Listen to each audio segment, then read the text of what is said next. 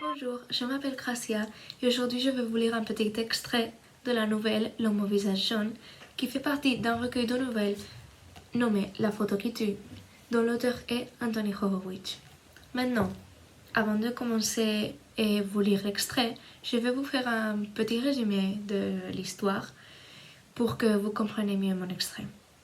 Bon, l'histoire commence avec un enfant dont ses parents ont pris le divorce et pour le compenser un peu, ils l'ont envoyé dans un voyage avec son oncle et sa tante. Et bon, il voyage en train et il visite beaucoup de lieux. Et alors, c'est l'heure de revenir à la maison. Et l'enfant, dans la gare de train, il voit un photomaton. Et il décide de se prendre en photo. Et maintenant, je vais vous lire l'extrait. 4 photos. La première, moi l'air stupide. La deuxième, moi flou. La quatrième, moi vu dedans. Mais sur la troisième, au milieu de la série, ce n'était pas moi. C'était la photo d'un homme, l'un des plus laids que j'aie jamais vu. Le seul fait de le regarder dans le creux de ma main me fit remonter une frisson dans le bras jusque dans la nuque. L'homme avait un visage jaune. Il y avait quelque chose d'extrêmement bizarre avec sa peau, qui semblait chiffonner autour du cou et du menton comme un vieux sac en papier.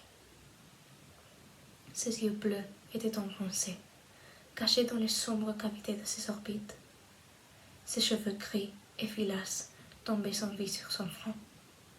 À cet endroit aussi la peau était ravagée. On aurait dit que quelqu'un y avait dessiné une carte géographique, puis l'avait arrachée, ne laissant que de légères traces. L'homme était adossé contre le rideau noir.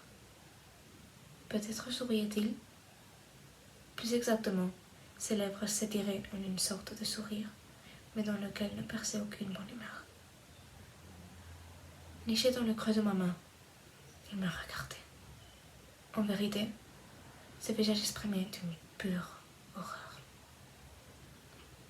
Je faillis froisser et jeter les photos sur le champ. Le visage de l'homme était tellement choquant que sa seule vue m'était insupportable. J'essayais de ne regarder que les photos de moi, mais chaque fois mes yeux revenaient sur lui. Je refermais le doigt pour le masquer, mais c'était trop tard. Je le voyais même sans le regarder, et je le sentais qui me regardait.